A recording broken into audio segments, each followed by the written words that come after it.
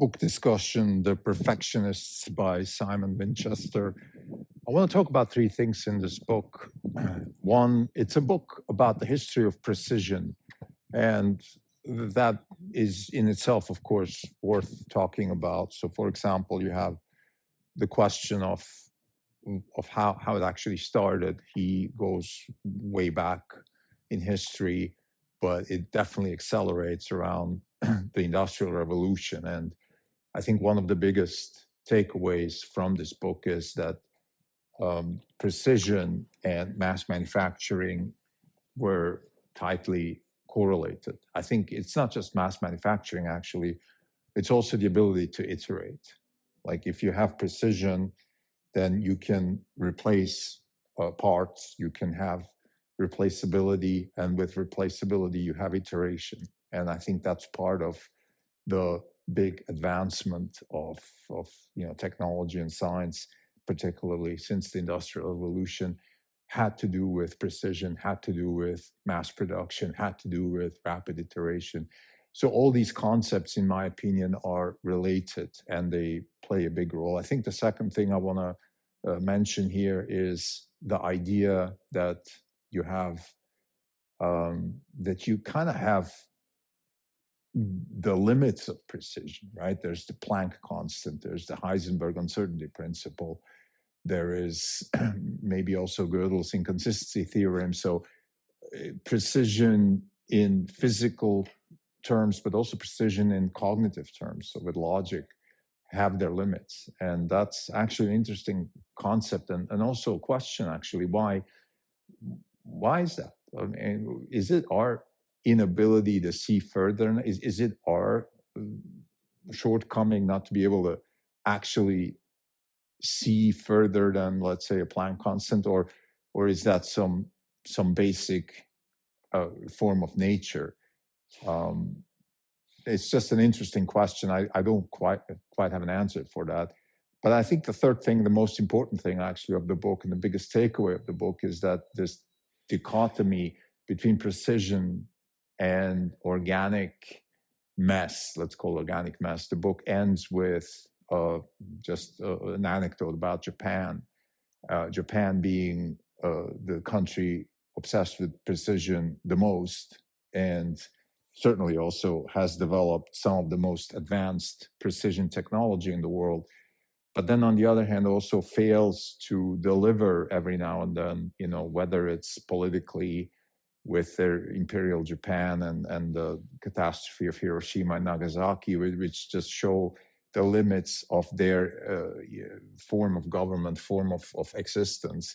But then also, let's say, Fukushima, another sort of example of how maybe precision to the extreme cannot work. And then the author contrasts that with the bamboos and the sort of messiness of nature that survives even the most dramatic attack, let's say, of Fukushima and the tsunami and all of that. So that brings actually to the surface this dual forces of precision and organic adaptation. And I guess one doesn't exclude the other.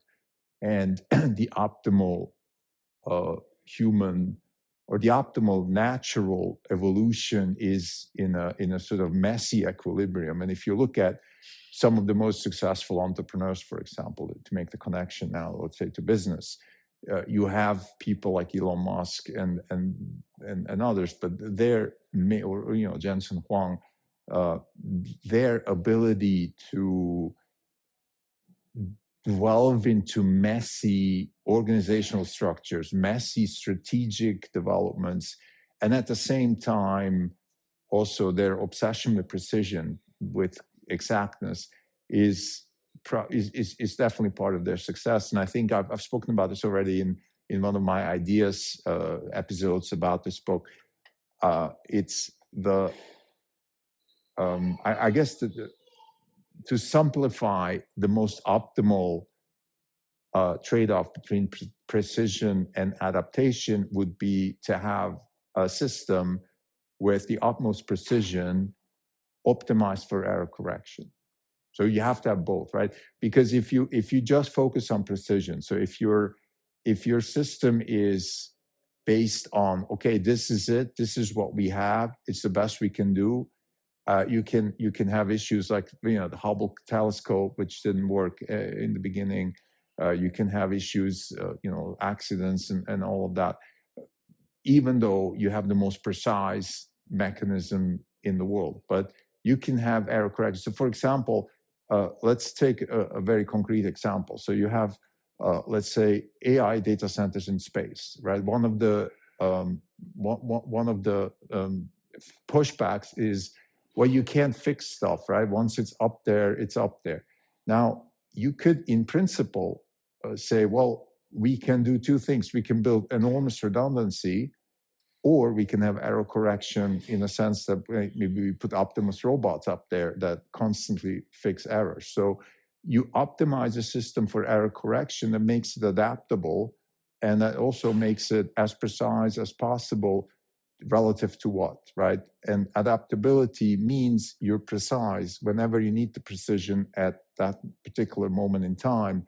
And if you don't have what you need, you might be able to adapt it, to fix it. And that's fundamental. So precision, and I think this, actually the book very early on says that, you know, precision's in the eye of the beholder. There's a difference between precision and accuracy. Accuracy is an absolute term, which just means you want to be as accurate as possible. But precision, that's something that is optimized for. So you need accuracy whenever you need it, at what time. And I think adaptability makes accuracy sort of useful, right? Because again, you want to be able to error correct. Maybe sometimes something is not precise enough, or maybe it's too precise, and you know, the surroundings don't allow for that type of precision. So I think I also want to draw the connection here with Nassim Taleb's Antifragile, because it sort of reminds me of that book, right? In Antifragile, or Fragile, or Fragility, I forgot the exact name of the book, Taleb talks about a similar concept. It's more in the political realm, but you can also use it in the mechanical realm. And that is that a system that is very rigid and looks very, let's say, precise or very logically consistent is in itself maybe looks very stable, but then actually can collapse very quickly, versus a system that looks very messy but has error correction built in, and adaptability can be very stable. Actually, you can even take it further. In systems engineering, the very concept of stability is actually defined as a system that can deviate from the norm and then still error correct itself into some sort of mean reversion type evolution. That means it's stable in a sense that you can always predict where it's going to go with a pretty high confidence interval, versus a system that is very rigid or fragile, as Taleb would call it, is a system where you can maybe locally predict very well, but then you can have huge outliers that totally throw away your prediction. So I guess what I took away from this book the most is actually the question of mass production in the area of AI, because there's something different now than ever before in the history of industrial evolution. And that is that ever since, I mean, way back, not just the Industrial Revolution, but, you know, the Phoenicians and the Chinese and all these civilizations, they had technology. The Egyptians, they built the pyramids and so forth. But they were all based on the kind of precision that still prevails in most countries, Japan, Germany being the forerunners of that, which is the kind of precision where you do something according to the measurements and that's it, and there's no adaptability. Versus in the age of intelligence, there will be adaptability. And I think that's actually a good sort of maybe rule of thumb. If you really want to look at what is intelligence and who is the leader in intelligence, it is those types of companies and technologies that have adaptability baked in. And that adaptability means action, versus against some sort of system, or what in technical terms is called grounding. That means that a system takes signals from the environment and adapts its weights accordingly, and that is in fact where David Silver and Richard Sutton are going with the new area of experience. What you want to do is ground the system with signals from the environment and train it and learn on the fly how to adapt to a new environment. Now, back to what does that mean for mass production in a system where, for example, Optimus robots are part of the mass production system, where maybe modern AI systems are part of the mass production system. So those modern AI systems they don't have the kind of precision like we're used to in typical mass production. But what they do have is adaptation. Again, taking signals from the environment to adjust your weights so you can then have a better environment or a better reaction to outcomes. I guess that is the most fundamental way you could look at the near future of technological evolution. It is a mix of high precision mechatronics, electronics, optics. Of course, if two satellites communicate with each other, they need to do that on a precise basis, but they also need error correction. We have error correcting codes in software. We have error correcting codes in quantum computing, which means that instabilities can be error corrected. We could have the same thing also at the mechanical level. We have robots that are there to actually fix problems. We have, let's say, a robotaxi network by Tesla, which is predicated on the fact that you will have late arrivals or high demand, and you have an adaptive system that can take signals from the environment to adapt to the given problems, versus a more rigid system would be a system where the current train or airline system, which is the schedule's ahead, and if there's a problem, then flights get canceled, and it's very difficult to readjust supply and demand. So I guess to summarize, again, The Perfectionists is a great book. Actually, it's one of those books that you want to read for various reasons. If you're in the technology investing business like we are, it's, I think, a very, very interesting read. It's interesting also to read from a historical perspective. If you're interested in the Enlightenment and the history of scientific revolution and all that. But I think fundamentally, it also gives you a little bit of a sneak peek into the future.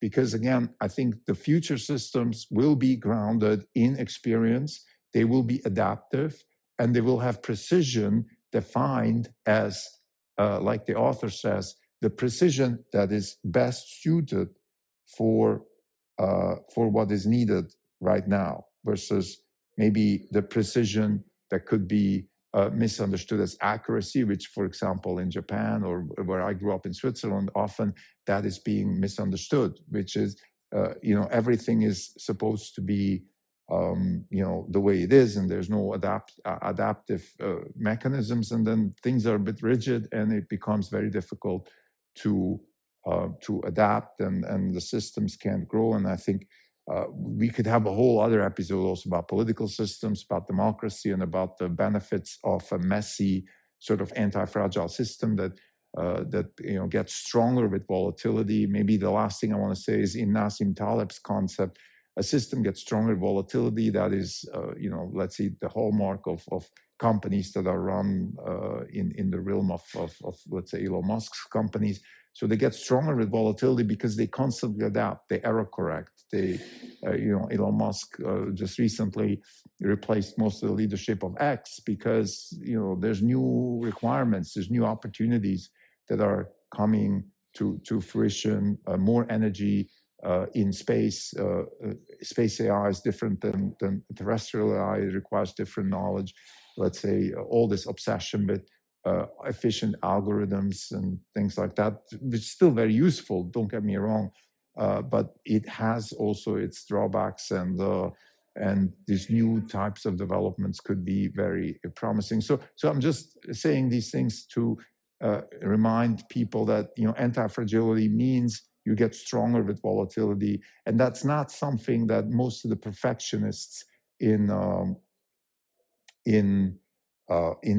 Simon Winchester's book were obsessed about. For example, Harrison's clocks to measure the longitude of the British Navy ships. Those clocks were designed to avoid volatility. Now that's one thing you can do. You can use the volatility of waves and the shaking to undo volatility. That's one way to look at it. Actually, you could say that is a way to error correct. But I think it's even more powerful if you actually use the volatility for your benefit to error correct in a sort of more Richard Sutton type of way, which is use the signals from the environment to learn what could be the next possible path, what could be the next better path to potentially solve a problem. Thank you.